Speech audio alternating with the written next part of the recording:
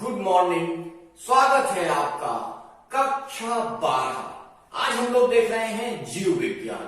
जीव विज्ञान के 5वें अध्याय में जिसका शीर्षक है वंशागति और विविधता, यानी कि विभिन्नता। वंशागति और विविधता या विभिन्नता में आज हम लोग पढ़ने जा रहे हैं मनुष्यों में मेंडेलियन विकार या मानव के कुछ जीनी व्यतिक्रमों की वंशागति। यानी कि मेंडल ने अपने नियम के हिसाब से, अपने प्रयोगों के हिसाब से कुछ नियम निर्धारित किए थे। उन नियमों के निर्धारण के पश्चात उन्होंने बहुत सारी चीजें बताई थी, जिसमें एक जो उनका नियम था वो था प्रभाविता का नियम। उसी प्रभाविता के नियम के आधार पर यहां पर बहुत सारे विकार मनुष्यों में उत्पन्न होते हैं। उन विकारों को आज हम लोग देख लेते हैं कि वो विकार कैसे आते हैं, किन स्थितियों में आते हैं, कैसे प्रभावी जीन के माध्यम से वो नहीं आते हैं और अप्रभावी जीन के माध्यम से वो आते हैं। इसके बारे में पूरा विस्तार से हम लोग पढ़ लेंगे। इन विकारों में या इन रोगों में सबसे पहले जिस रोग की हम लोग चर्चा करेंगे उस रोग को कहते हैं रंजकहीनता। क्या कहते हैं? रंजकहीनता या एल्बिनिज्म। क्या कहते हैं? एल्बिनिज्म।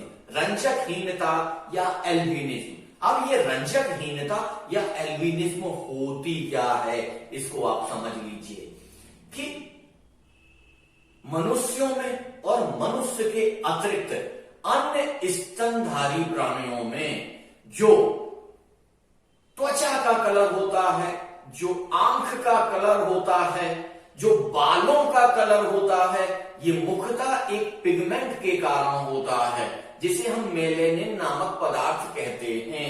मेलेनिन नामक पदार्थ जितना अधिक होगा उसका रंग उतना ही डार्क होगा। यानी कि जिन काले लोगों में आप देखते हैं तो उनमें मेलेनिन की अधिकता पाई जाती है और जो श्वेत लोग होते हैं उनमें मेलेनिन की कमी पाई जाती है। आंखों की पुतलियों का कलर भी मेलेनिन की वजह से ही होता है। तो आपने देखा कि मेलेनिन की वजह से ही कलर निर्धारित होते हैं। त्वचा का कलर, आंखों का कलर, बालों का कलर, ये सारे कलर मेलेनिन की वजह से होते हैं। बहुत सारे जीव ऐसे पाए जाते हैं जैसे सफेद मोर, ये भी मेलेनिन की दिक्कत की वजह से ही होता है। सफेद बाघ आपने देखा होगा, सफेद मोर देखी होगी। ये सारी चीजें, ये सारे जो विकार होते हैं वो मेलेनिन की कमी से होते हैं।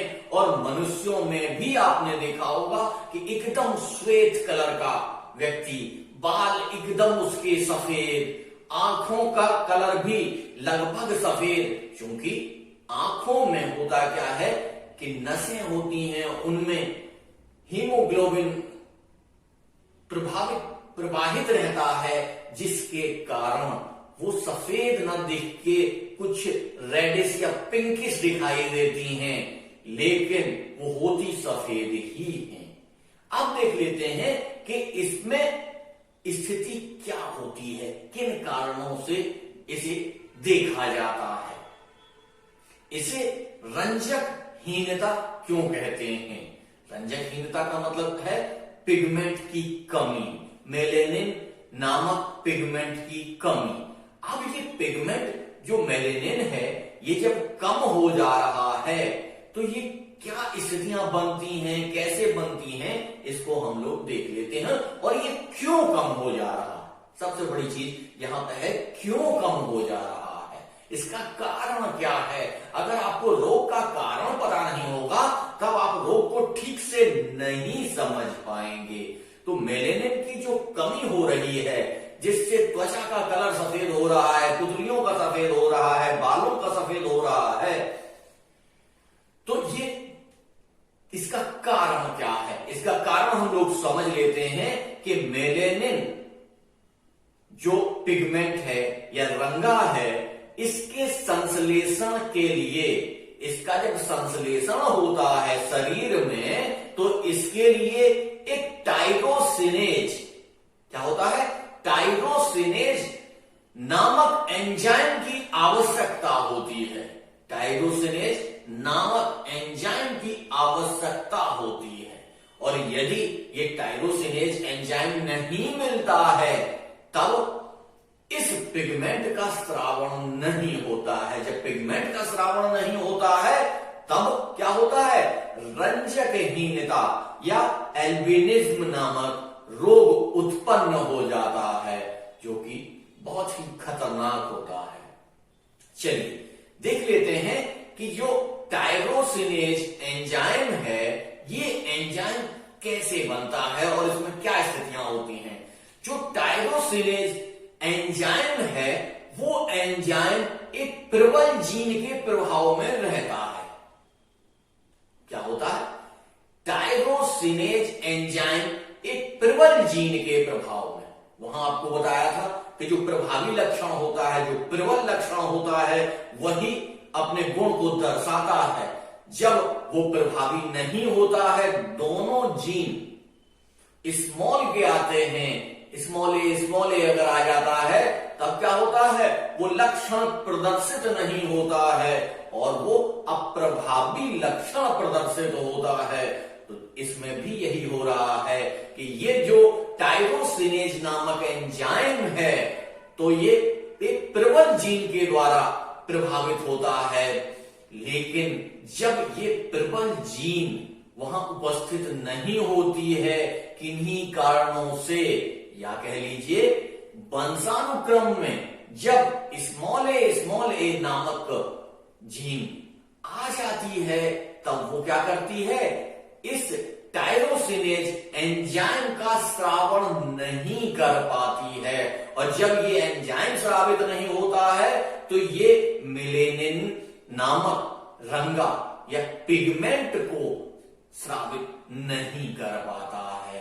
जब ये मेलेनिन नामक रंग पदार्थ नहीं हो पाता है, तब त्वचा का कलर एकदम सफेद हो जाता है। और ये क्या होता है, वंशानुगत होता है, एक पीढ़ी से दूसरी पीढ़ी में स्थानांतरित होता है। ये ऐसा नहीं है कि जो बाहर का हो, संसार में आने के पश्चात मिलता हो। संसार में आने से पूर्व ही, जन्म लेने से पूर्व ही उसकी दिशा निर्धारित हो जाती है कि किस तरीके से जीन उपस्थित है। उसी जीन के आधार पर ये उत्पन्न होता है। अब आप देख लेते हैं कि ये 20,000, देख लीजिए डाटा भी दिया गया है कि 20,000 लोगों में से एक ऐसा व्यक्ति होता है जिसमें इस रोग के होने की संभावना होती है, यानी कि संभावना बहुत कम होती है। 20,000 लोगों में से एक व्यक्ति को ये रोग होने की संभावना होती है, लेकिन ये रोग होता तो है और ये बड़ा कठिन रोग होता है। ऐसे लोग धूप में नहीं निकल पाते हैं, धूप में निकलते हैं तो उनकी आंखें बंद हो जाती हैं और उनको धूप में निकलने में त्वचा में जलन होने लगती है।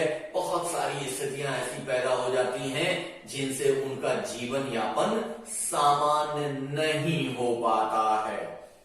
अब देख लेते हैं कि यदि इन स्थितियों को, इस जीन को या इस एंजाइम को जो प्रभावित करती है जीन, उसको समझने के लिए इस चित्र के माध्यम से हम समझ सकते हैं। इस चित्र में बताया गया है कि जब एक रंजक पुरुष, क्या होता है, रंजकहीन पुरुष, यानी कि इस रोग से ग्रसित पुरुष, यानी कि स्मॉल ए वाला पुरुष मादा विषम युग्मनजी से, किससे, मादा विषम युग्मनजी से संपर्क में आता है या विवाह करता है। अब यहां पे आता है विषम युग्मनजी। आपको मैंने वहां बताया था विषम युग्मनजी, याद करिए। अगर आपको नहीं पता तो हम बता देते हैं। सम युग्मनजी वो होते हैं जिनमें दोनों जीन समान होते हैं, जैसे small A small B, sorry small A, capital A, capital B, small B, ये सारे के सारे किसमें रखे जाएंगे? सम युग्मनजी में। लेकिन यहां हम क्या कह रहे हैं? मादा विषम युग्मनजी, यानी विषम युग्मनजी कौन सी होती है? कैपिटल ए और स्मॉल ए और कैपिटल ए, कैपिटल बी और स्मॉल बी, यानी कि समान ना हो, दोनों जीन जिसमें समान ना हो उसे कहते हैं विषम युग्मनजी। जब हम एक रंजकहीन यानी कि रोगी पुरुष की शादी ऐसी महिला से करवाते हैं जो विषम युग्मनजी है, यानी कि जो कैपिटल ए और स्मॉल ए है।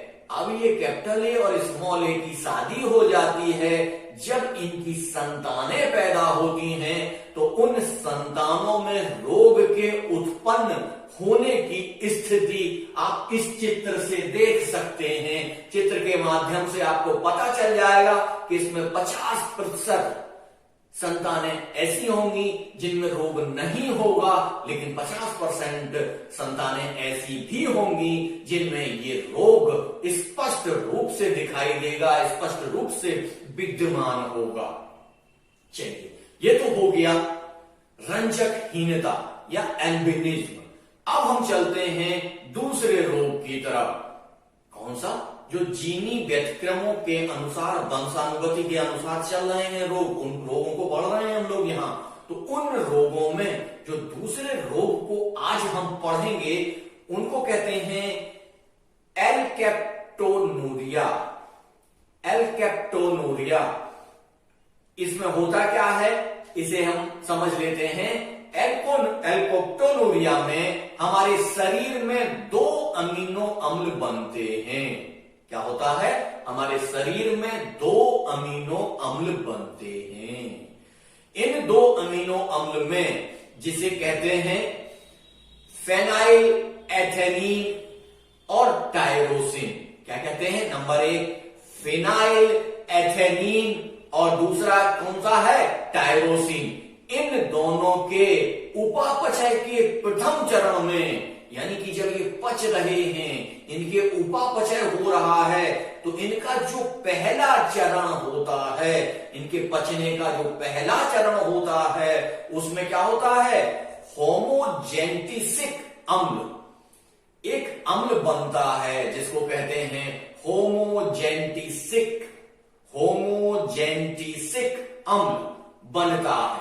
स्वस्थ मनुष्यों में इसका उपापचय या इसका उपयोग कर लिया जाता है, लेकिन इस रोग के रोगी यानी कि एल्केप्टोनूरिया के रोगी इसका विखंडन नहीं कर पाते हैं। ये जो अम्ल बना है इसका विखंडन नहीं कर पाते हैं। जब इसका विखंडन नहीं कर पाते हैं तब क्या होता है? तब वो रुधिर में इसकी मात्रा बढ़ जाती है। क्या होता है? रुधिर में यानी रक्त में यानी ब्लड में इसकी मात्रा बढ़ जाती है, और जब ये बढ़ जाती है तब क्या होता है? तब जोड़ों में यानी कि ज्वाइंट्स में इनका जमाव हो जाता है। ज्वाइंट्स में इनका जमाव हो जाता है। जब ज्वाइंट्स में इनका जमाव हो जाता है तब एक रोग उत्पन्न होता है जिसको हम कहते हैं गठिया रोग। गठिया रोग में लोगों को चलने फिरने घूमने में बहुत दिक्कत आती है और बड़ी समस्या उत्पन्न होती है। और इसका मेन लक्षण क्या होता है? जब मूत्र त्याग करते हैं, जब गठिया रोग उत्पन्न हो जाता है, इसके पश्चात ये जो अम्ल है ये मूत्र से उत्सर्जन होने लगता है, मूत्र से बाहर निकलने लगता है, शरीर को हानि पहुंचाने के पश्चात ये मूत्र से बाहर निकलने लगता है, तो इसमें सबसे पहले क्या होता है, मूत्र जैसे ही हवा के संपर्क में आता है वो काला हो जाता है, उसका रंग एकदम काला हो जाता है। इससे आपको ये पता चलता है कि आपको ये रोग हो गया है। ये रोग कौन सा हुआ, एल्केप्टोनूरिया। एल्केप्टोनूरिया, इसको आप लोग पूरी तरीके से समझ लीजिए कि किस तरीके से एल्केप्टोनूरिया हो रहा है। अब इसमें एक इंपॉर्टेंट चीज ये है कि होमोजेंटिसिक अम्ल के विखंडन के लिए एक एंजाइम की आवश्यकता होती है। अब ये सब कारण देखना पड़ता है कि क्या कारण था, किस कारण से ये हो गया। तो इसमें क्या है, इस एंजाइम के पाचन या इस अम्ल के पाचन के लिए एक एंजाइम की आवश्यकता होती है, और वो एंजाइम क्या होता है, एक प्रबल जीन से संचालित होता है, एक प्रबल जीन से प्रभावित होता है। यदि वहां प्रबल जीन नहीं पाया जाता है, वो क्या होता है, सूक्ष्म जीन पाया जाता है, या ऐसा जीन पाया जाता है जो स्मॉल बी से डिनोट किया जाता है, तो उसमें क्या होता है, यह रोग प्रदर्शित होता है।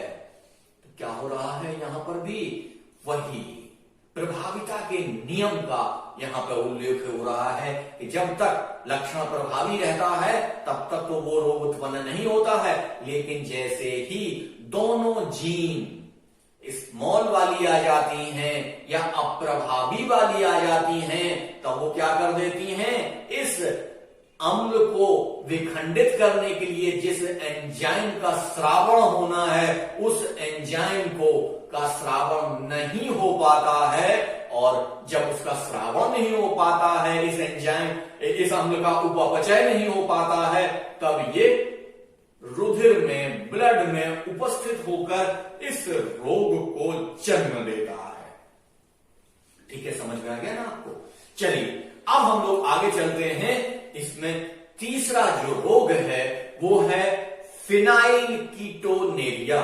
कौन सा, फिनाइल कीटोनेरिया।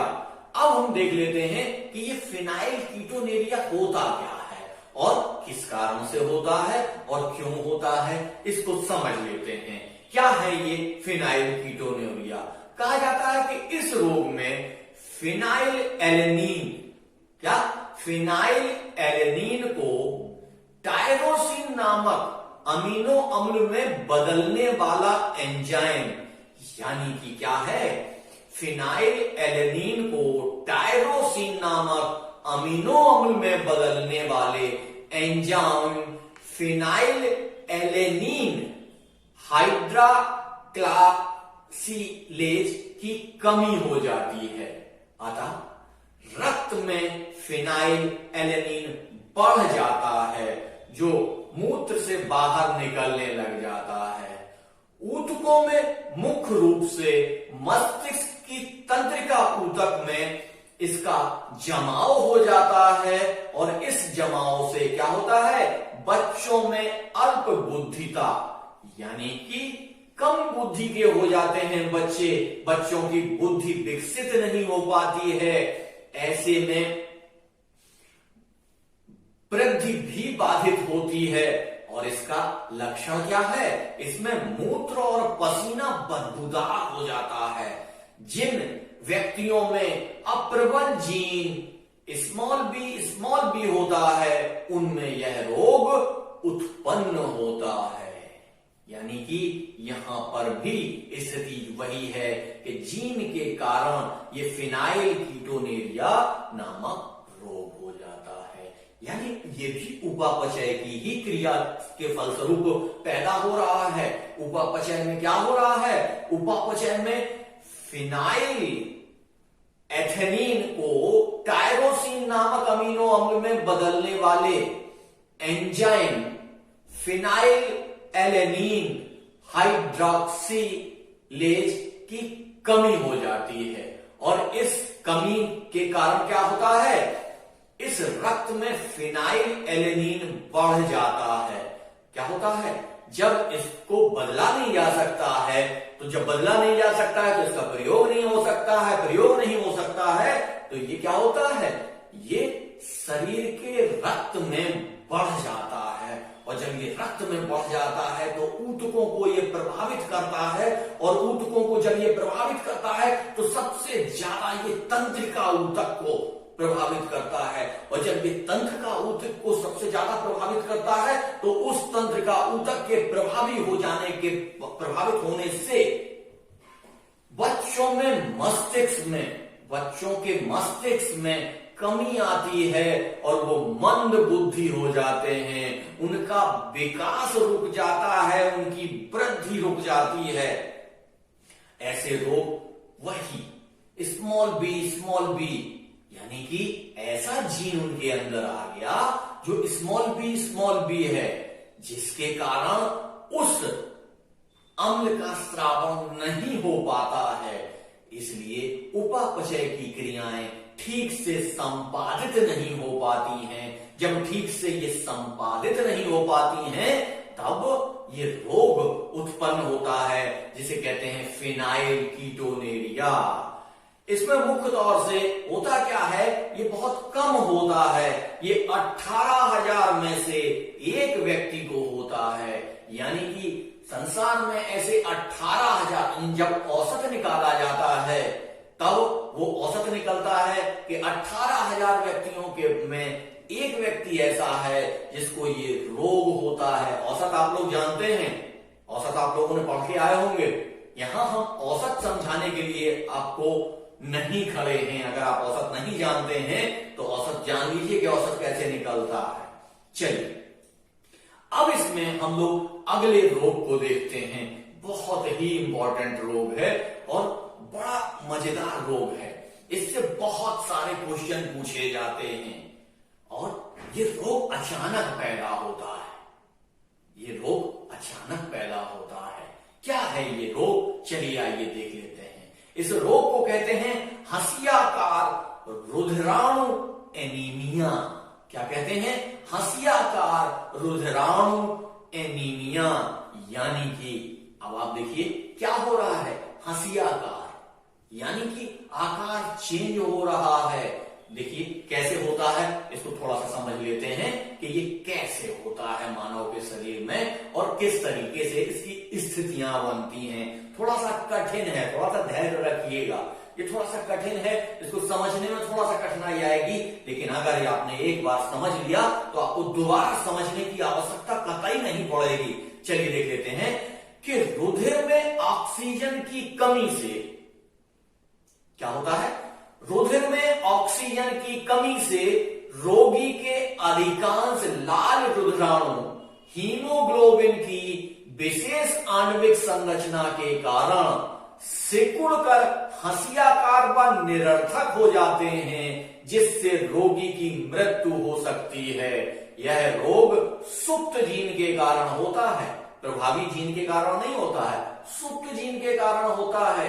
अब देखिए क्या हो रहा है, कह रहे हैं अधिकांश लाल रुधिराणु जो हीमोग्लोबिन है, वो हीमोग्लोबिन की जो संरचना है वो संरचना लगभग गोल होती है, और ये जो गोल संरचना है इस किसी कारणवश, कौन सा कारण, ऑक्सीजन की कमी के कारण, ऑक्सीजन की कमी के कारण क्या कर रहे हैं, ये आपस में मिल जा रहे हैं। यानी कि गोल संरचना को ऐसे पलट दीजिए, जब वो पलट जाएगी तो इस तरीके से आकृति बनेगी हंसियाकार। तो हंसियाकार आकृति बनेगी, जब ये हंसियाकार आकृति बन जाएगी तो क्या होगा, वो ऑक्सीजन का संवहन आगे नहीं कर पाएगी, ऑक्सीजन को आगे नहीं बढ़ा पाएगी। ऑक्सीजन जब आगे नहीं बढ़ेगा तब व्यक्ति की मृत्यु भी हो सकती है। ऐसी स्थिति में ये कैसे होता है और ये क्यों होता है, ये तो हमने समझ लिया। इसमें क्या होता है, हमने समझ लिया क्या होता है। यानी कि एक रुधिराणु की में दूसरे रुधिराणु से जाकर, मतलब एक रुधिराणु अपने आकार को चेंज कर देता है। जब आकार को चेंज करता है तो वो हंसिया के आकार का होता है। क्या था? गोल था, अब क्या हो गया? हंसिया के आकार का हो गया, और इस वजह से ये समस्याएं खड़ी हो गई। चलिए इसमें हम लोग देख लेते हैं कि कैसे, इसमें हमको रुधिराणु की संरचना समझनी पड़ेगी कि कैसे ये संरचना बन रही है। इसको हम लोग समझ लेते हैं कि हीमोग्लोबिन की संरचना में 4 पॉलीपेप्टाइड श्रृंखलाएं होती हैं। कौन कौन सी होती हैं?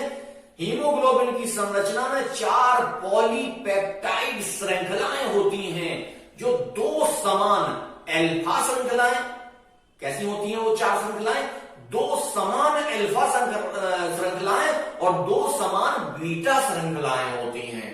यानी कि 2 श्रृंखलाएं ऐसी होती हैं जो अल्फा होती हैं, 2 श्रृंखलाएं ऐसी होती हैं जो बीटा होती हैं। अब इसमें हो क्या रहा है इसको समझ लीजिए। ये जो बीटा है, बीटा श्रृंखला में प्रथम स्थान पर अमीनो अम्ल सदैव वेलिन का अणु होता है। यानी कि जो पहले नंबर पे है, नंबर अगर हम डालें 1 2 3 4 5 6 7 8 करके, तो जो पहले नंबर का अणु है वहां पर हमेशा वेलिन, जहां पहला नंबर डालेंगे वहां पर हमेशा वेलिन रहता है। ये एकदम संरचना बनी हुई है कि ये संरचना क्या होती है? पहले स्थान पर वेलिन होता है। फिर इसके बाद क्या होगा? सामान्य हीमोग्लोबिन की बीटा श्रृंखला पर 6वें स्थान पर, क्या कह रहा है? 6वें स्थान पर अमीनो अम्ल ग्लूटामीन होता है। क्या होता है? ग्लूटामीन होता है। 6वें नंबर पर ग्लूटामीन होता है। अब ये जो ग्लूटामीन का अणु है, ये बीटा श्रृंखला के ग्लूटामीन की एक प्रस्तुत प्रबल जीन को पर नियंत्रित होता है। क्या कह रहे हैं कि एक प्रबल जीन है, प्रभावी जीन है, ये प्रभावी जीन पर निर्भर करता है। यदि प्रभावी जीन नहीं होती है, वहां पर किसी भी प्रकार से अप्रभावी जीन आ जाती है, स्मॉल ए आ जाता है, तब उस समय क्या होगा? उस समय की स्थिति क्या होगी? उस समय की स्थिति बिगड़ जाएगी। क्या बिगड़ेगी ये स्थिति? अप्रबल जीन के नियंत्रण में 6वें स्थान पर ग्लूटामीन के स्थान पर क्या होता है? वेलिन के अणु की प्रस्तुति हो जाती है। यानी कि 6वें नंबर पर जिसको लगना चाहिए वो नहीं लगता है, उसकी जगह दूसरा अणु लग जाता है, जो अणु पहले नंबर पर लगा है। तो पहले नंबर पे तो वो है ही, वो 6वें नंबर पर भी लग जाता है।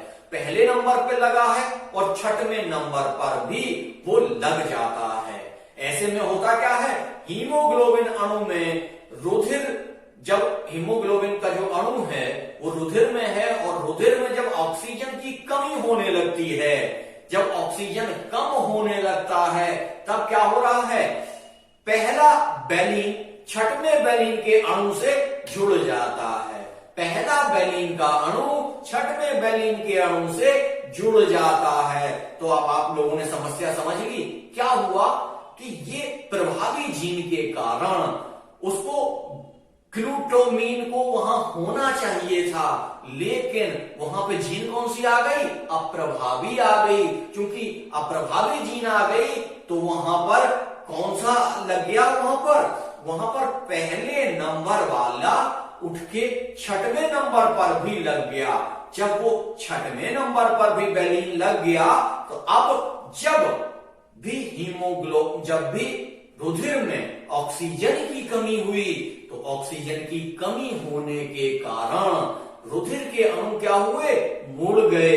गोल थे, अभी गोलाकार चीजें सर्किल में चला रहे थे, लेकिन क्या हुआ? वो सर्किल में ना चला के ऐसे मुड़ गए। तो ये जो आकृति बनी, ये आकृति क्या कर रही है? ये जो नई संरचना बन रही है, ये नवीन संरचना वो कार्य नहीं कर पा रही है। ऑक्सीजन का प्रवाह आगे नहीं ले जा पा रही है।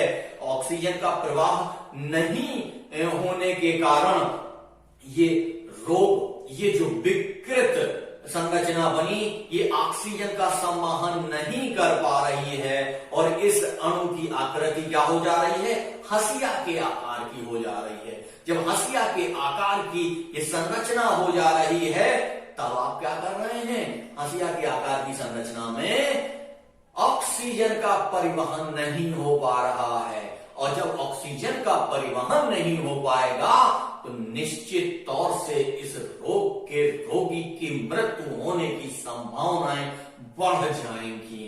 और ये रोग कैसा है, आनुवांशिक रोग है, जीन के कारण उत्पन्न हुआ है। अब इसको देख लेते हैं कि ये खोजा किसने। इसको 1949 में नील तथा वीट ने इसको खोजा था। क्या किया था, नील तथा वीट ने इसको खोजा था। इसको प्रभावी और अप्रभावी रूप में जब प्रभावी और अप्रभावी की जब शादी होती है, यानी कि रोगी और किसकी, विषम युग्मक की शादी होती है, उसके पश्चात क्या क्या स्थितियां होती हैं। जो स्थितियां होती हैं वो आप इस चित्र में समझ सकते हैं। चित्र में देख लीजिए, चित्र में आपको विस्तार से समझाया गया है, क्योंकि यदि हम यहां आपको विस्तार से समझाएंगे, इसमें बहुत सारे रोग ऐसे हैं जो हमने छोड़ दिए हैं, जो बहुत इंपॉर्टेंट नहीं थे उनको हम छोड़ते चले जाते हैं। अगर आपको पढ़ना है तो उसे किताब से आप पढ़ सकते हैं, लेकिन इस रुधिराणु एनीमिया को, हंसियाकार रुधिराणु एनीमिया को हम चित्र के माध्यम से समझ सकते हैं। बहुत सारी जो क्वेरीज आई थी उनमें कहा गया था कि वीडियो सर बहुत बड़ा हो रहा है, इसलिए आज के टॉपिक को हम यहीं तक रखते हैं। हाँ, एक इंपॉर्टेंट सूचना, जिन लोगों ने हमारा चैनल सब्सक्राइब नहीं किया है तो प्लीज सब्सक्राइब कर लीजिए, वीडियो को लाइक करिए, शेयर करिए और जो हम क्वेश्चन पूछ रहे हैं उसका कमेंट में हमको जवाब दीजिए। जो मेलेनिन पिगमेंट है, जो ये मेलेनिन पिगमेंट है, ये किस एंजाइम से स्रावित होता है, उसका नाम बताइए। किस एंजाइम से ये स्रावित होता है, उसका नाम बताइए। दूसरा क्वेश्चन है कि मानव के अतिरिक्त और कौन कौन से जीव हैं जिनमें रंजकहीनता का रोग पाया जाता है। तीसरा क्वेश्चन इसका है कि हंसियाकार रुधिराणु में 6वें स्थान पर कौन सी चीज जुड़ जाती है जिससे ये रोग उत्पन्न होता है। धन्यवाद।